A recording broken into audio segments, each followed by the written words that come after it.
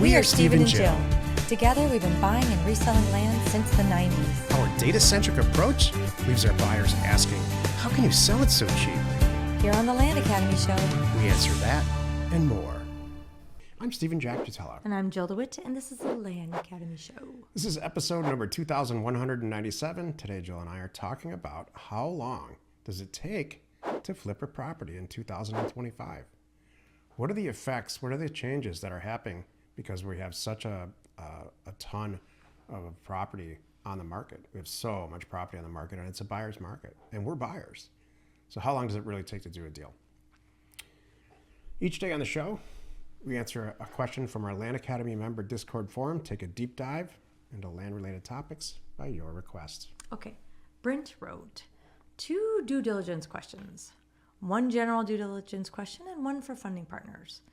So when collecting sold and active for sale comps to validate your price, estimate a sales price, and test for supply and demand, it would seem that you'd want to get comps as close to the target property as possible, i.e., within 4 to 5 miles, versus using data from the entire zip code. Which is the best approach? In a perfect world, the rule of quarters Jack teaches in the training is the way we price our acquisitions, and we'll get the purchase agreements with this cheap pricing. However, I'm finding that a significant percent of deals are coming in are between 40 and 50% of the target sales price. Clearly, the goal is to acquire as low as possible, but am I off base to establish a minimum ROI threshold of 2 times the acquisition price? Hope that makes sense. We have 2 choices here. Number 1, if you are getting properties back at 40 or 50% of retail or your target sale price, there's only one thing that you can change, and that is how much mail you're sending out.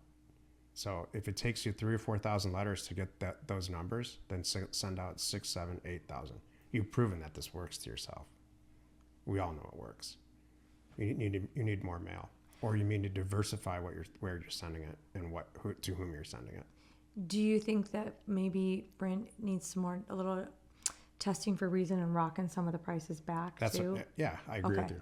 All right. Or you're sending the mail out for too high of a number. That was my other thought. Pricing it too high, which is usually the case. Jill's True. right. That's probably what's going on. True. Your second point here is, should I just accept it? What you're saying is, should I just buy it at a higher price, 40 to 50% of my target sales price? Hell no.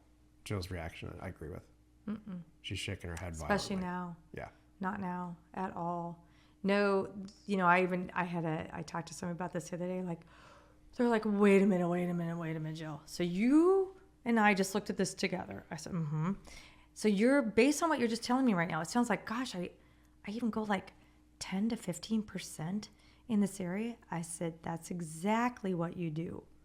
People who fail at this, and in general as a real estate investor, they all will have a story like this. I sent a mailer out, or my dad and I went and bought a house down the street that we converted into a rental, and I'm no longer in business. Why? Well, I got a deal back on the mailer, and it was a little bit more than I wanted to spend, but I bought it anyway. And well, yeah, because it didn't fit your acquisition criteria. Right. If you are militant about, and Jill's at this age is just crazy militant about making sure the property that we buy, all types of real estate, fit the acquisition criteria. If it doesn't, Thanks. next property, next phone call, next seller. My job is to make sure that there is a next seller, there is a next property, and that she's 30 deep in returning phone calls. Mm-hmm. And then we do great. So do not compromise on the quality of the product that you're buying or the price. When you're not getting what you want, just send more mail out. So this just ties into abundance, like what you just said. You brought up my age and my experience, and we could roll in there my bank account. I'm not going to die because I don't do a deal or that deal. If I don't lock in a deal today or this week, I'm not going to die. We're going to have food on the table. And I do think that scares some people. I do think if you don't have enough deal flow, you worry about that. So you start making not good decisions. So you're right. So I am more militant about it even now. And I don't think of it like that way. And because you might say, oh, Jill, you can be. I'm telling you, you should be that way too. Not just me. You need to be this way. If anything, that's what I mean. you need to be like me too, because I want you to make those really amazing decisions. And if you are not feeling that good about it, then you need to up your mail. Yeah, it's going to cost you some money. Who flipping cares? It's going to work out. I promise. In the case of the son and the dad buying the house down the street to rent it out, they didn't have an acquisition criteria. Yeah. They made an emotional decision because it was across the street or down the street. And they knew the house and That whatever. is certifiably crazy. Yeah. That is falling on a sword in your real estate investment career. Yep. You know, I haven't had that in a while, but that used to be a thing. I remember when we first launched Land Academy 10 years ago. I remember doing calls with people that said, hey, I think I got a great deal here. I'm like, well, tell me about it. Okay, so it's my brother-in-law's cousin's boss. I'm like, oh gosh. Still happens Here to me. we go. Still happens to me. Hey, I got a deal for you, Steve.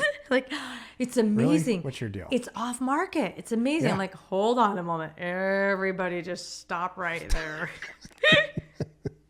Because that hasn't happened in a while, but it's kind of funny that you need to be. And what would happen every time is I'd give them a number and then I never hear from them again. Or actually, I wouldn't even give them a number, honestly, because you know what? Those people think that the ship is coming in, and they're like, "Yay!" I had somebody bring me a deal recently. We live in Scottsdale, Arizona. Jill and I, we do during the cool season, and so we're snowbirds, you know. And a lot of other people, didn't start out like that. So we know a lot of people that are coming in here and then they leave. So this couple came in from older couple came in from I think Minnesota or Wisconsin, and they said, you know, my parents died over this last season, and I inherited a creamery in the little town that we live in, and it's attached to it are these really cool buildings, and my dad's owned this thing for as long as I can remember. I said, awesome. You know, what's it worth? I don't know. What should I do with it? How many square feet is it? I don't know. No questions could answer. He was just excited that he owns a creamery. And I said, I think you should keep it and give it to your kids. And he said, that's what I think too. Oh. All that. That's hilarious. All right. That's so funny. I can speak for Jill. That is our nightmare real estate. And that's the reason I'm not a licensed real estate agent, by the way. Oh, I 'Cause I couldn't can't do it. take that stuff. Oh, no. I would fire everyone. Nope. Won't you list my property? Not if I have to work with you.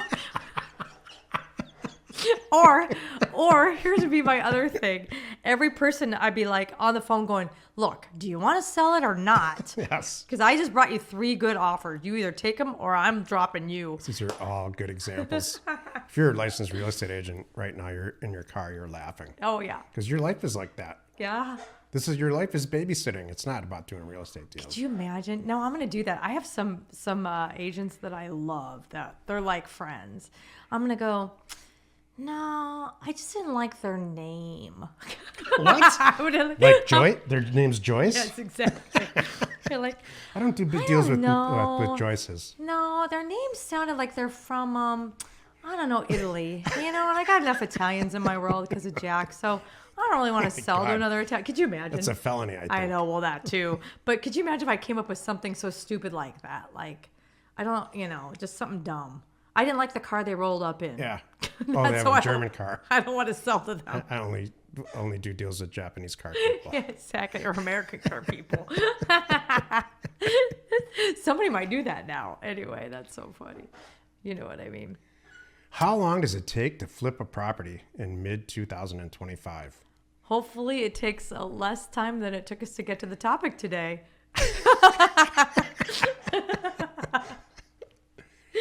If you are buying a property and you believe that it's going to take longer than 30 days to sell, you should not be buying it.